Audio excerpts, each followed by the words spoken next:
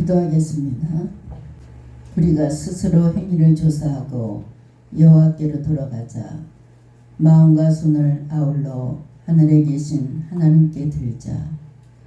주님을 앙망하고 의지하는 자에게 새 힘을 주시는 하나님 아버지, 지난 한 주간도 저희들을 주님의 은혜로 보호하여 주시고 오늘 이렇게 주의 백성들 함께 모여서 하나님께 찬양으로 예배드릴 수 있도록 인도해 주시니 주님 감사합니다.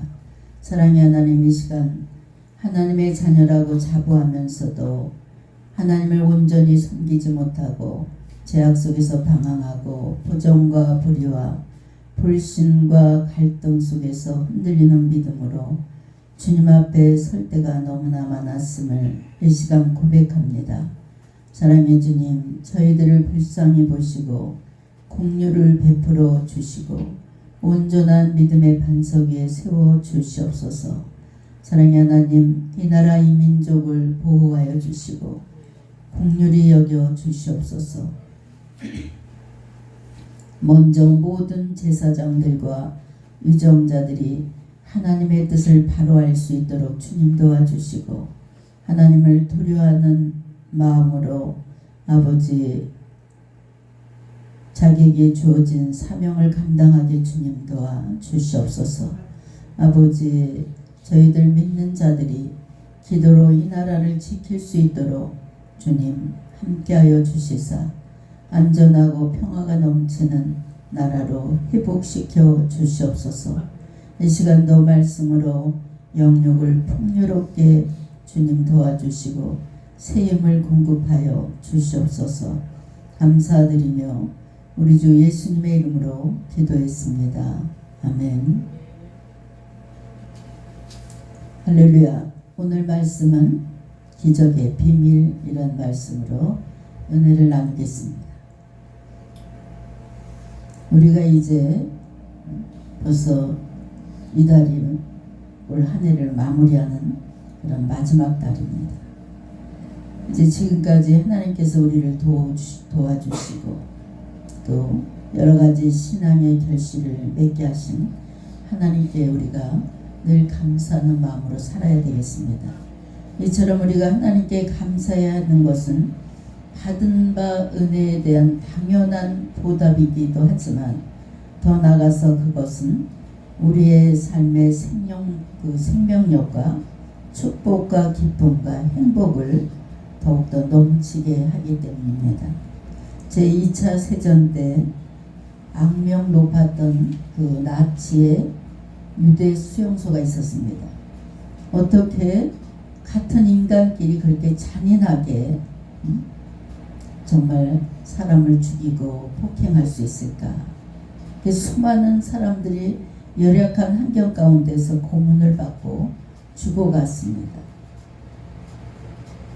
그런 생지역에서 살아남은 사람들을 정신과 의사가 분석을 해보니까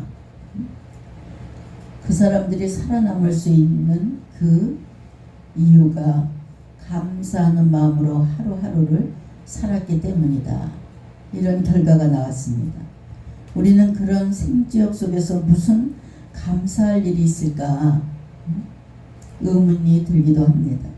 하지만 살아남은 유대인들의 증언에 의하면 그 속에서도 감사할 조건을 찾아보니까 감사할 일이 너무나 많았다는 것입니다. 어떤 사람은 좁은 뜰을 거닐다가 조약돌을 하나 주웠대. 근데 그 조약돌을 하나 주워 놓고 엄청나게 감사했다는 거예요. 아, 내가 아직은 손에 쥘 수 있는 힘이 있구나. 그래서 감사했다는 거예요. 또 어떤 사람은 햇빛이 쪼개진 판자 사이로 들어오는 것을 보고 햇빛을 주신 하나님께 감사했다는 것입니다. 심지어는 마른 빵 한 조각에 그냥 멀겋게 끓인 수프를 배급해주는 동료에게도 감사했다고 합니다. 이처럼 극한 상황 속에서도 감사하면서 살 때 그들의 마음에 여유가 조금 생겼고 이렇게 함으로써 그들은 너무나 열악한 환경 가운데서도 평화와 기쁨이 충만했다고 합니다. 성도 여러분, 감사는 놀라운 힘을 우리에게 공급해 주는 줄 믿으시기 바랍니다. 그렇기 때문에 감사는 새로운 역사, 축복된 역사를 이루어주는 커다란 힘을 지니고 있다 할 수 있습니다. 오늘 말씀을 보면 이와 유사한 환경 속에서 감사한 한 사람을 우리가 볼 수 있습니다. 그는 바로 사도 바울이었습니다. 오늘 말씀 기록할 당시에 바울은 감옥에 갇혔습니다. 그리고 1장 20절에 보니까 살든지 죽든지 라는 표현이 나왔고 1장 23절에 보니까 내가 그 둘 사이에 끼었으니 라는 표현을 감안해 볼 때 그는 생사를 장담할 수 없는 그런 기로에 서 있는 그 환경을 우리가 알 수가 있습니다. 하지만 그는 그 같은 상황 속에서도 감사하는 자세를 간직하고 사는 것을 볼 수 있습니다. 오늘 우리는 본문 중심으로 감사가 초래하는 결과가 얼마나 복된 것인지 또 얼마나 우리에게 유익된 것인지를 살펴보면서 은혜를 나누고자 합니다. 어떤 처지에서든 감사하면서 살아갈 때 바로 그때가 행복을 맛볼 수 있습니다. 하루는 하나님이 사탄에게 너는 저 행복하게 살아가는 마을에 가서 마을을 네가 잘 알고 있느냐 했더니 네, 잘 알고 있습니다. 그때 사탄이 말하기를 그 마을 사람들이 감사하면서 사는 것은 하나님께서 많은 복을 주셨기 때문에 그들이 늘 감사하면서 살지요. 이렇게 말을 했어. 이제라도 가진 것을 다 빼앗으면 곧 하나님을 배반하고 불평하고 불만을 터뜨릴 겁니다. 라고 마귀가 얘기했어. 그래서 하나님은 마을 사람들을 시험해 보기 위해서 사탄을 3번 기회를 주었습니다. 먼저 사탄은 그 마을로 내려가서 행복하게 살아가는 사람들에게 입은 외투를 다 벗겨서 빼앗아 버렸어. 그랬더니 마을 사람들이 우리가 아직 벌거벗지 않고 살아가는 것이 얼마나 다행인가. 이렇게 몸에 걸칠 수 있는 옷이 아직 남았으니 감사하다고, 하나님께 감사하다고 감사를 표현하더라는 겁니다. 그 다음에 그 마을에 기근이 들게 했습니다. 그 마을 사람들은 먹을 것이 없어서 겨우 한 끼만 먹으면서도 그들은 또 한 끼라도 먹을 수 있어서 목숨을 유지하게 할 수 있으니 얼마나 다행입니까 하면서 또 하나님께 감사를 하더라는 겁니다. 마지막으로 사탄은 그 마을에 불을 질러버렸어. 그랬더니 이번에는 행복마을 사람들은 비록 불이 타서 다 잃어버렸지만 목숨을 건진 게 얼마나 다행입니까 하면서 또 오히려 더 크게 감사를 하더라는 거예요. 그래서 감사로 그들로 하여금 행복한 삶을 사는 모습을 보았다는 것입니다. 이를 알게 된 사탄은 다시 한번 하나님께 나가서 간청을 했습니다. 이번에는 꼭 저 사람들에게 불평과 원망이 나오게 내가 만들 테니 다시 한번 나에게 기회를 달라. 그런데 하나님께서 더 한 번 기회를 줬어. 그래서 사탄은 마을로 다시 내려가서 각 사람들에게 탐욕을 심어줬대. 그랬더니 그 이후로 내가 조금만 더 가졌으면 좋았을 텐데 자기가 가진 부족함을 계속 불평 불만하면서 더 많은 것을 가지려고 탐욕을 부리면서 입에서 불평 불만이 나오더래는. 그리고 그러한 불평과 원망은 점점 더 커지면서 마을 사람들이 서로 생전 화목하게 지내던 사람들이 서로 다투고 싸움이 자주 일어났다는 것입니다. 결국 전에 천국과 같은 행복이 넘치는 마을은 지옥으로 순간에 변해버렸다는 것입니다. 여러분, 이 이야기가 주는 교훈이 무엇입니까? 감사가 또 기쁨과 행복의 원천이며 감사를 간직한 사람은 감사가 넘치는 가정은 그 어떤 것도 행복을 빼앗아 갈 수 없다는 것입니다. 근데 감사를 잃어버리면 그때부터 불행이 시작된다는 것입니다. 여러분, 오늘 우리들이 다 함께 읽은 본문에 수록된 빌립보서는 기쁨의 서신이라 이렇게 일컫는 것을 봅니다. 여러분 앞에서 지적한 것처럼 바울 사도는 그 당시 죄수의 몸으로 감옥에 갇힌 상태였어요. 감옥이란 것은 우리가 알듯이 자유가 없고 너무나 그 비좁고 열악한 환경을 말합니다. 또 감옥에 안 간 사람은 모르겠지만 가끔 이야기하면 두 번 다시 갈 곳이 못 되는 것이 감옥이다. 이렇게 말합니다. 사도 바울이 활동할 때 2000년 전에 활동하는 감옥은 더 말할 수 없는 그런 아주 비참한 것이 감옥이었습니다. 그 당시 토굴과 같은 곳에 죄수들을 감금해 놓고 거기에서 정말 고통 속에 살아가는 것이 감옥이었습니다. 그래서 사도 바울이 얼마나 곤고하고 고통스러운 삶을 살았는지를 우리는 한번 상상해 봐야 됩니다. 그러나 그는 그런 상황 속에서도 사도 바울은 감사할 이유를 찾으면서 그 작은 것에도 감사하면서 하나님께 감사함을 늘 고백했다는 것입니다.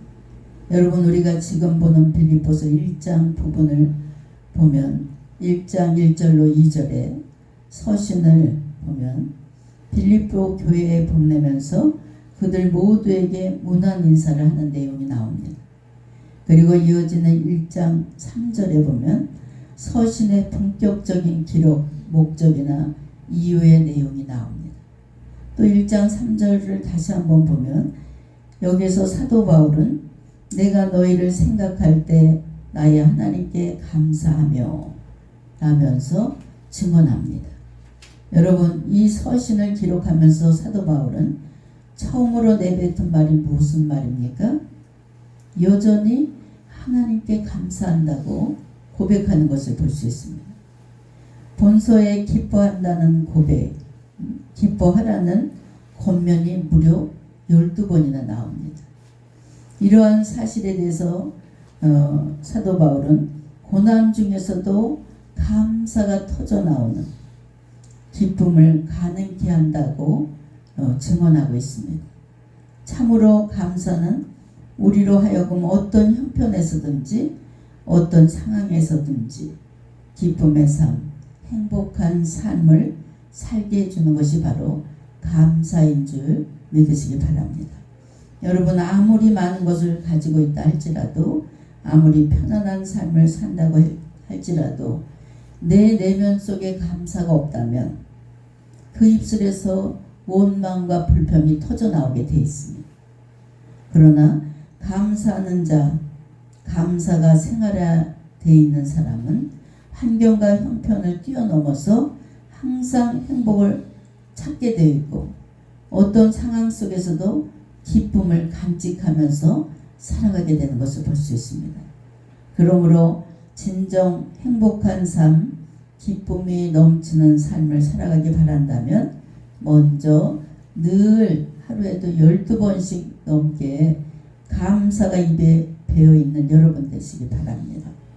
이리 봐도 저리 봐도 감사할 건덕지가 없어요, 목사님. 이런 분들이 가끔 이제 상담을 옵니다. 그러면 제가 감사할 건덕지가 없어, 권사님? 감사할 건덕지가 있어야지요. 그러면 국물로 가지고 감사해. 제가 그럴 때가 있어요. 그럼 억지로 감사해요. 감사하는 곳엔 항상 풍성한 열매가 맺게 되어 있습니다. 그리고 감사하는 것은 흑암의 권세가 떠나가게 되어 있는 줄 믿으시기 바랍니다. 본문 11절에 보니까 사도 바울이 어떠한 형편에든지 나는 자족하기를 배웠노라 라고 고백을 하는 것을 봅니다.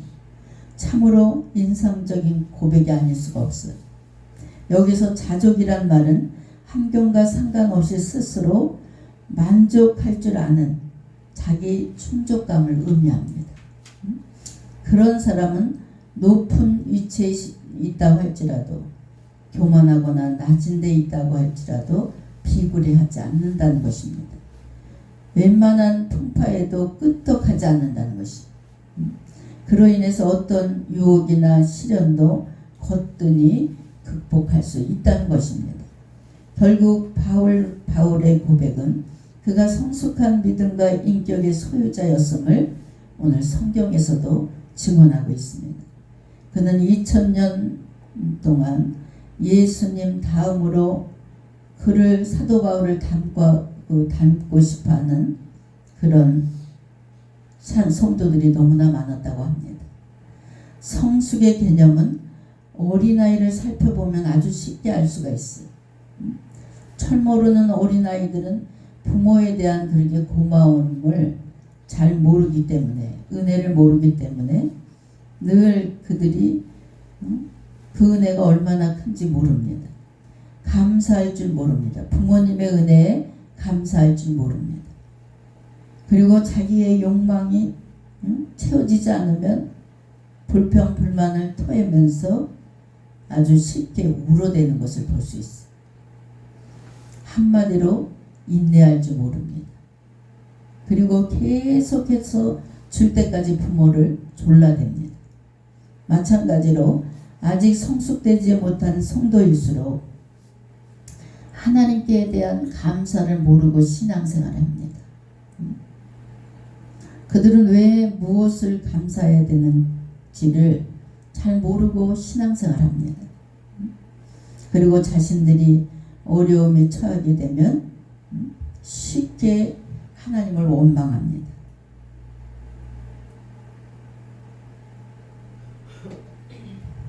하나님, 나에게 왜 이런 시련을 줍니까? 나에게 왜 이런 고통을 줍니까? 이렇게 원망합니다. 이런 성도들은 오늘 말씀에 나오는 감옥에 갇혀서 자유를 잃어버린 상황 속에서도 나는 비천에 처할 줄도 알고 풍부에 처할 줄도 알아 모든 일, 곧 배부름과 배고픔과 풍부의 궁핍에도 처할 줄 아는 일체의 비결을 배웠노라.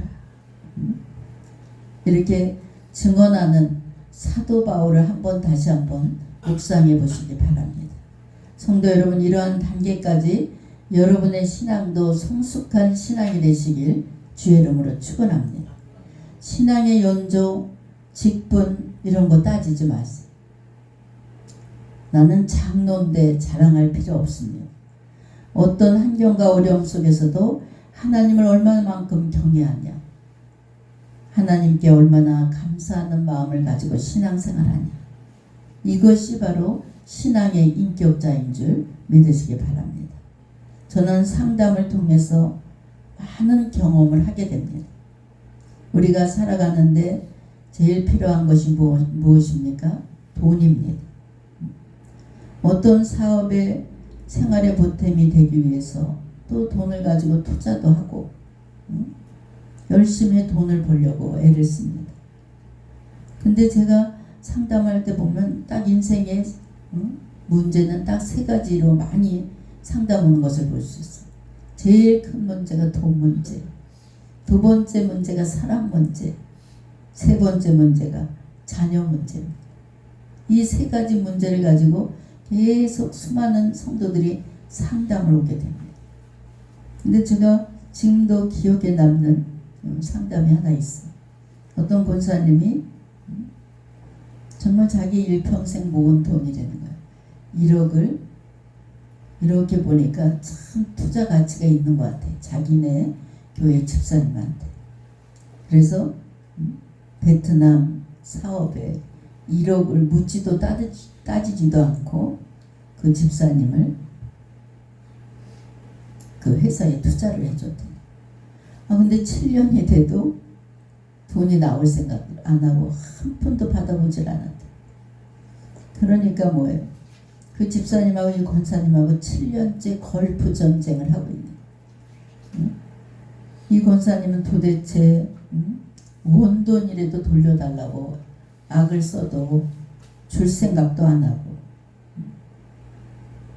그러니까 감사라는 건 언제 해본 적도 없대. 교회 가면은 그 뒤통수만 봐도 그냥 속이 부글부글 끓고 은혜가 안 된대.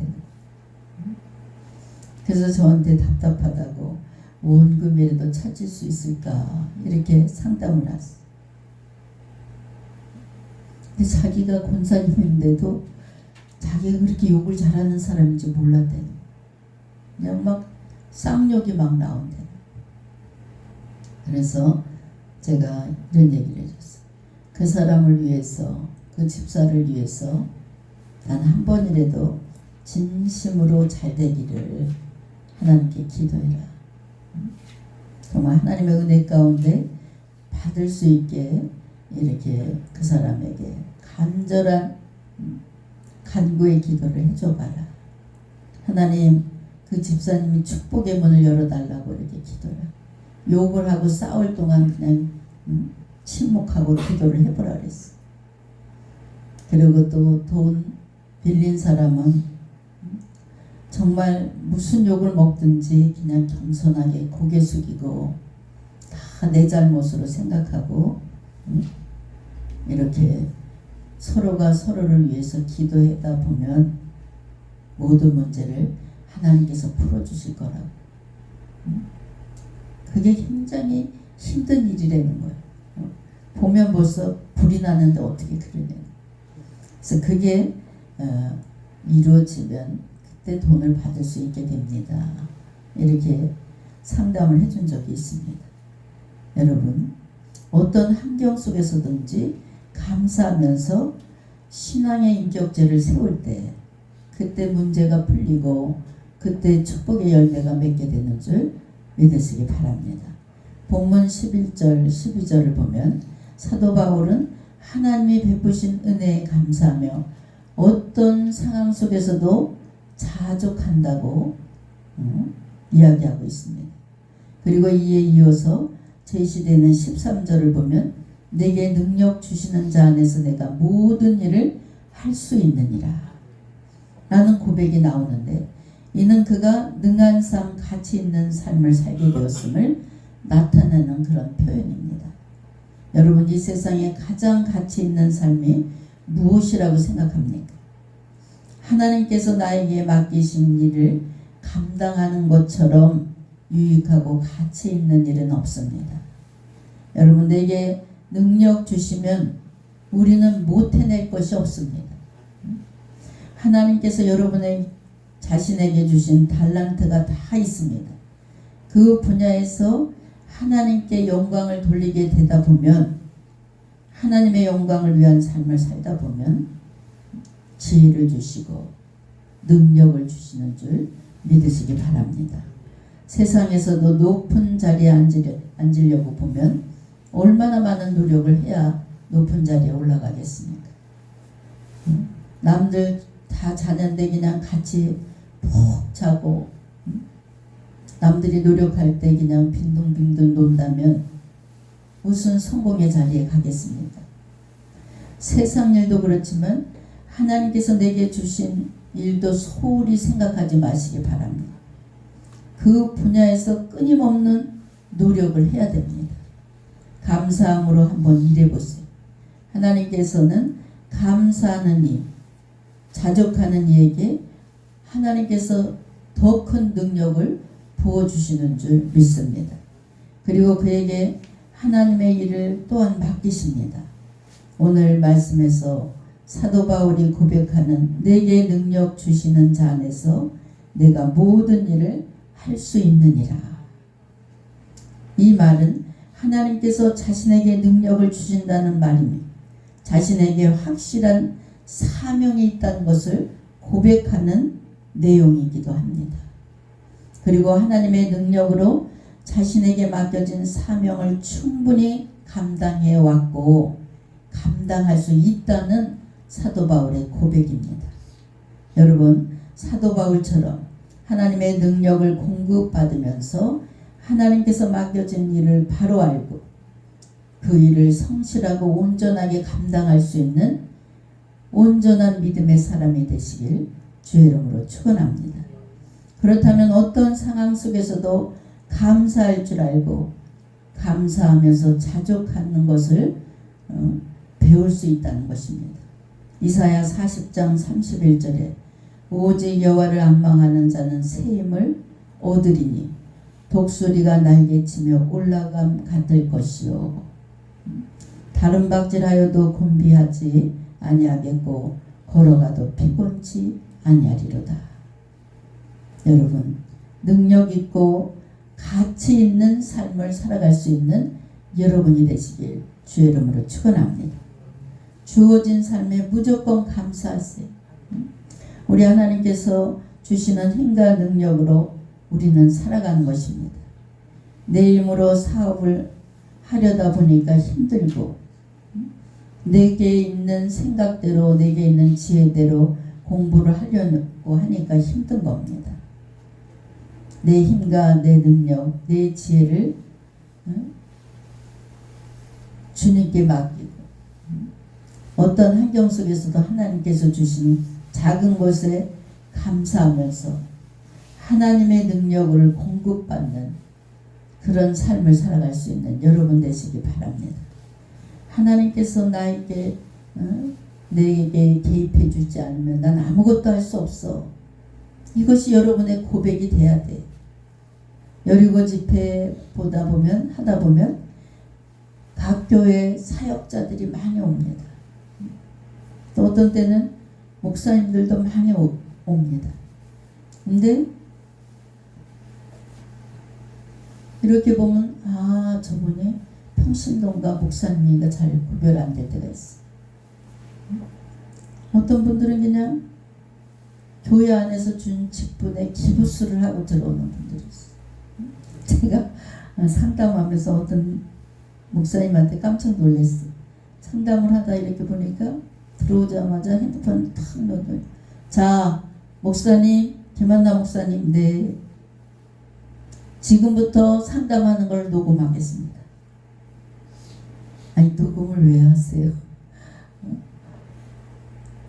제가 상담을 어떻게 하나 제가 보러 왔습니다. 근데 보니까 목사님이 진짜 아주 교만이 머리 끝까지 올라가 있는 분. 상담을 해도 좋습니다. 근데 오늘의 상담을 목사님이 집에 가셔서 7번을 반복해서 들어보셨으면 좋겠습니다. 제가 그러면서 목회는 가슴으로 하는 것입니다. 사랑과 온유와 겸손을 갖춘 종을 하나님께서 최고의 종으로 치십니다. 목회는 지식으로 하는 것이 아닙니다. 그래서 그게 다 녹음됐어. 그랬는데 6개월이 지나서 그 목사님이 암에 걸려서 다시 찾아오셨어. 그걸 7번 들으라는데 한 번 듣고 말았는데 제가 암에 걸려서 그것을 7번 들으면서 제가 얼마만큼 제가 목회자가 됐는데 연세대를 나와서 목회를 한다는 그 교만이 머리 끝까지 찼던 것 같습니다. 연세 드신 분이 또 고개 숙이는 정말 겸손해진 모습으로 다시 오신 모습을 보고 제가 감동을 받았습니다. 여러분, 어떻게 이렇게 상담을 오시는 분들을 보면 부족한 종을 하나님께서 쓰시겠다 그러네요. 목사님, 제가 신학교 4학년입니다. 하나님 저를 써주시면 너무나 감사하지요. 이렇게 아주 낮은 모습, 겸손한 모습의 사람들도 있어요. 여러분, 우리는 어느 곳에 가든지 나를 통해서 우리 주님이 증거돼야 됩니다. 그냥 그리고 어떤 환경이 주어진다 할지라도 그 속에서 감사할 수 있는 여러분 되시기 바랍니다. 겸손하게 하나님의 인격으로 거듭나게 되면 하나님께서 감사의 조건을 더 많이 주시는 줄 믿으시기 바랍니다. 오늘 우리는 감사가 얼마나 놀라운 축복의 결과를 가지고 오는지를 오늘 본문을 통해서 살펴보았습니다. 그것은 우리로 하여금 행복한 삶, 만족한 삶을 살게 합니다. 감사하는 삶은 성숙된 인격체, 가치 있는 삶을 만들어주게 되는 것을 볼 수 있습니다. 실로 감사는 우리 인생을 복되게 만들어주고 또 복의 복을 더해주는 결과를 가져오게 된다는 것입니다. 여러분, 오늘 살펴본 이 사실은 감사가 이룩하는 복된 결과가 무엇인지를 우리에게 교훈해 주었습니다. 여러분, 지금 세상은 다 어렵고 힘들다 그러고 아우성치고 좀 이렇게 지식 있는 분들 또 이렇게 나라 일을 하시는 분들은 우리나라가 곧 무너진다 그래요. 나라가 부도나게 생겼어요. 잘 되는 기업들은 잘 되지만 지금 망가지는 기업들이 너무나 많습니다. 그래서 우리가 해야 될 일은 무엇이냐? 나라가 있고 내가 있는 것. 지금 밝혀지지 않았지만 너무나 이 나라가 붕괴되기 직전입니다. 그럼 우리가 해야 될 일은 무엇입니까? 나라와 민족을 위해서 지금은 눈물 뿌려 기도해야 돼요. 우리나라 먹는 게 너무 흔한 거예요. 그냥 막 버리고 음식도 남으면 그냥 먹기 싫으면 다 버리고. 그래서 믿음 없는 사람들도 저기 아프리카 아이들 그 흙을 뜯어먹는 그 장면을 한 번쯤 다 봐야 돼. 우리는 정말 이렇게 신앙의 자유가 있고 먹을 것이 풍부하고 이런 대한민국을 주신 하나님께 감사해야 되고 이런 환경을 주신 하나님께 감사해야 돼. 여러분, 감사를 조건을 찾아보면 너무나 많은 거예요. 그래서 우리가 자다가도 감사해야 돼. 근데 성도들한테 질문을 해보면 오늘 하루 종일 감사를 한 번도 안 한 적이 더 많아요. 근데 여러분, 억지로라도 하나님 감사해요. 오늘을 주심을 감사해요. 건강 주심을 감사해요. 이런 밥상머리 기도를 안 하는 분들이 많아요. 내가 먹을 수 있는 건강 주심을 감사. 건강하니까 먹을 수 있는 거예요. 아픈 사람은 미움도 안 넘어가는. 그래서 식사 기도를 꼭 해야 돼요. 하나님 이렇게 먹을 수 있는 힘을 주시고 이렇게 풍성한 것을 공급해 주시니 감사. 건강 주시니 감사. 또 나가서 일할 수 있게 하시니 감사. 감사하는 그런 여러분의 입술이 된다면 여러분 삶은 더 많은 감사의 조건을 하나님께서 보장해 주시는 줄 믿으시기 바랍니다. 기도하겠습니다. 사랑의 하나님, 오늘 말씀을 통해서 감사가 우리들의 삶에 얼마나 큰 영향력을 주는지를 깨닫게 해주시니 감사합니다. 저희들 감사하기보다는 눈앞에 보이는 현실만 바라보고 원망하며 살아온 적도 너무나 많습니다. 감사에 인색하게 살아왔음을 이 시간 고백합니다. 사랑해 주님, 어떤 고난과 환경에 처한다 할지라도 하나님만 바라보고 감사할 수 있는 성숙한 믿음의 성도들이 되게 주님 도와주시옵소서. 감사드리며 우리 주 예수님의 이름으로 기도했습니다. 아멘.